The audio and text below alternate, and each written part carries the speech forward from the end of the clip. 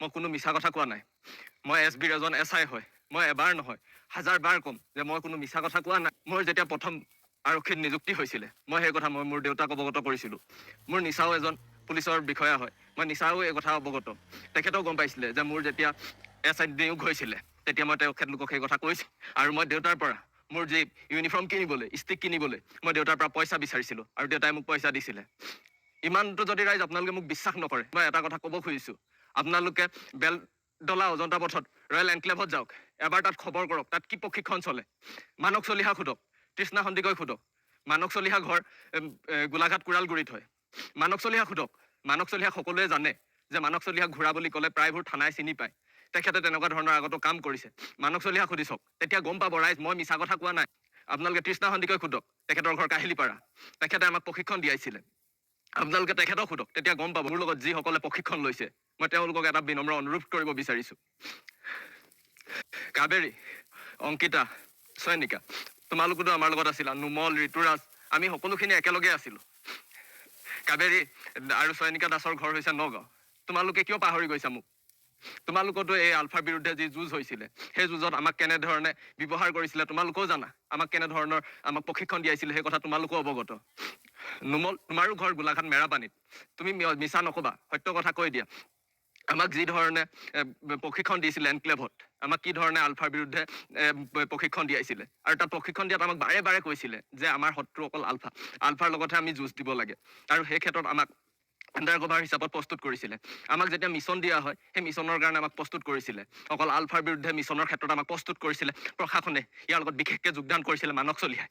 মানক চলিহাই আমাক বাৰে বাৰে আমাক ব্ৰেইন ৱাছ কৰিছিলে আৰু মানক চলিহাই আমাক বাৰে বাৰে আমাক এইখিনি কথাই কৈছিলে যে আমি যুঁজ দিব লাগিব আলফাৰ বিৰুদ্ধে। আৰু সেইমতে আমাক এই প্ৰশিক্ষণ দি প্ৰশিক্ষণৰ কালচত আমাক শিকাইছিলে। আমাৰ আণ্ডাৰ কভাৰ হিচাপত এতিয়া সকলোৱে কৈছে, যেনেধৰণে প্ৰশাসনে আমাক কৈছে যে আমাৰ কোনো পৰিচয় নাই বা আমাক এটা লোভিয়া বুলি ক'বলৈ গৈছে বা আমাৰ অন্য উদ্দেশ্য বুলি ক'বলৈ গৈছে। নহয়, আমাৰ কোনো উদ্দেশ্য নাই। আমাৰ কোনো ভুকীয়াকে আমি একো উদ্দেশ্য লৈ আমি একো লোভত পৰি কৰা নাছিলোঁ। আমাক যি ধৰণে ব্যৱহাৰ কৰিছিলে, আমাক যেনেধৰণে প্ৰলোভন দিছিলে, হয় আমি প্ৰলোভিত হৈছিলোঁ, কিন্তু বিশেষকৈ আমাক তেনেধৰণে তেওঁলোকে আণ্ডাৰ কভাৰ হিচাপত ব্যৱহাৰ কৰিছিলে। আণ্ডাৰ কভাৰ হিচাপত যেতিয়া ব্যৱহাৰ কৰিব আমাৰ কি সুকীয়া পৰিচয় থাকিব? আপোনালোকেও চাগে হয়তো জানে আণ্ডাৰ কভাৰ হিচাপত যদি থাকে আণ্ডাৰ কভাৰ কোনো সুকীয়া পৰিচয় নাথাকে। ঠিক একেদৰে আমাৰো সুকীয়া পৰিচয় নাই। আৰু আপোনালোকে এতিয়া যদি বাৰে বাৰে মই কৈ আছোঁ যে হয় মই SBৰ SI হয়, আপোনালোকে হয়তো বিশ্বাস কৰা নাই ৰাইজ, তেন্তে হ'লে মই এটা শেষতকৈ আপোনালোকক কথা কওঁ। আপোনালোকক আৰু প্ৰমাণ কি দিম? মোৰ মোবাইল নাম্বাৰটো লওক, মোৰ মোবাইল নাম্বাৰ কল ডিটেইলছ উলিয়াব। আপোনালোকে মোৰ মোবাইল নাম্বাৰত বেছি সংখ্যক পুলিচৰ লগত কথা পতা আপোনালোকে পাব। মোৰ মোবাইল নাম্বাৰটো লৈ লওক। মোৰ মোবাইল নাম্বাৰ হৈছে 7896411176। এইটো মোৰ নিজৰ পাৰ্চনেল মোবাইল নাম্বাৰ হয়। এই মোবাইল নাম্বাৰটোত আপোনালোকে চালে আপোনালোকে নিজে গম পাব মই সঁচা কৈছোঁ নে মই মিছা কৈছোঁ। এতিয়া যিসকলে মোৰ লগত প্ৰশিক্ষণ লৈ আছিলে বিশেষকৈ মই তেওঁলোকক উদ্দেশ্যে ক'ব খুজিছোঁ, ভাই আৰু ভুল নকৰিবা। বহুত ভুল কৰিলোঁ। এতিয়া মই যি ভুল কৰিছোঁ, মই কেনেকৈ আছোঁ, কি হৈছে, মই কাৰ কাৰণে আজি ইমান এনেকুৱা নিৰ্যাতিত হ'ব লগা হৈছে, তাৰ একমাত্ৰ দায়ী অসম প্ৰশাসন। প্ৰশাসনে আমাক বিশেষকৈ শিকাইছিলে যে কেনেধৰণে আমি আলফাৰ বিৰুদ্ধে যুঁজিব লাগে। অকল আমাক আলফাক শত্ৰু বুলিয়ে শিকাইছিলে। হয়, মই আজি আহি আলফাৰ ওচৰত সত্য কথা কোৱাত তেওঁলোকে মোক কৈছে যে মই মিছা কথা কৈছোঁ। মই এটাও মিছা কথা কোৱা নাই আৰু মই এটাও মিছা কথা ক'বলৈ খোজা নাই। যি কথা মই আগতেও কৈছোঁ এটা এটা কথা সঁচা। প্ৰত্যেকটো কথাই মোৰ হাতত যুক্তি সহকাৰে প্ৰমাণ আছে আৰু মই প্ৰমাণ সহকাৰে ক'ব পাৰোঁ যে তেওঁলোকে আমাক ব্যৱহাৰ কৰিছিলে।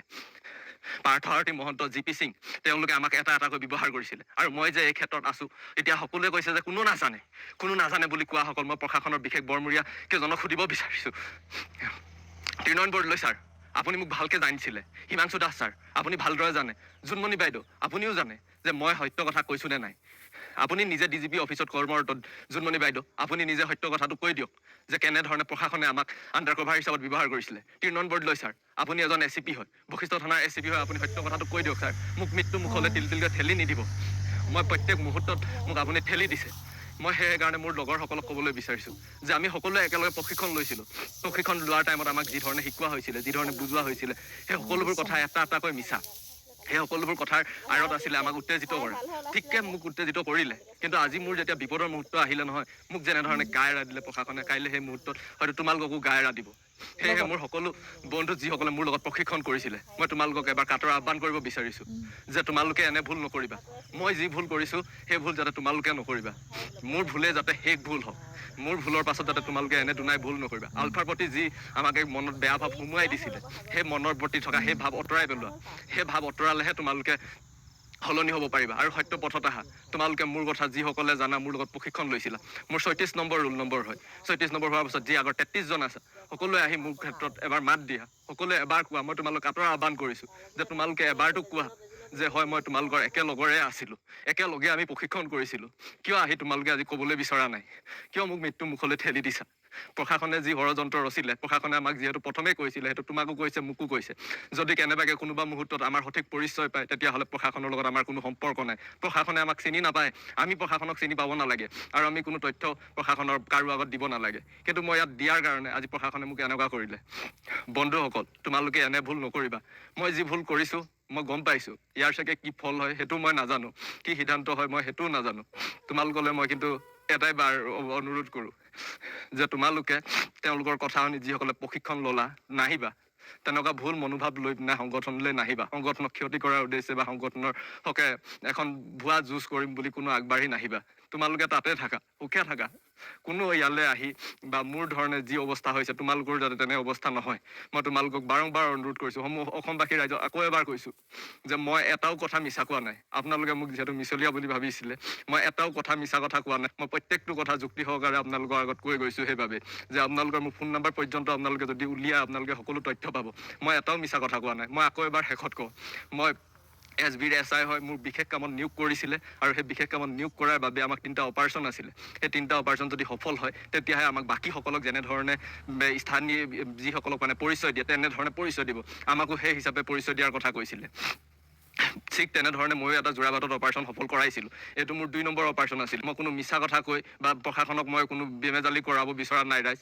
মই আকৌ এবাৰ আপোনালোকলৈ কাটৰ আহ্বান কৰিছোঁ যে যিসকলে এনে মনোভাৱ লৈ আছে তেওঁলোকে সেই মনোভাৱ ত্যাগ কৰক। এনে মনোভাৱ লৈ থকাসকল বা মোৰ লগত প্ৰশিক্ষণ লৈ থকাসকল আণ্ডাৰ কভাৰ হিচাপে প্ৰশাসনৰ হৈ বা প্ৰশাসনৰ লগত কাম নকৰিব। মই আপোনালোকক বিনম্ৰ অনুৰোধ কৰিছোঁ।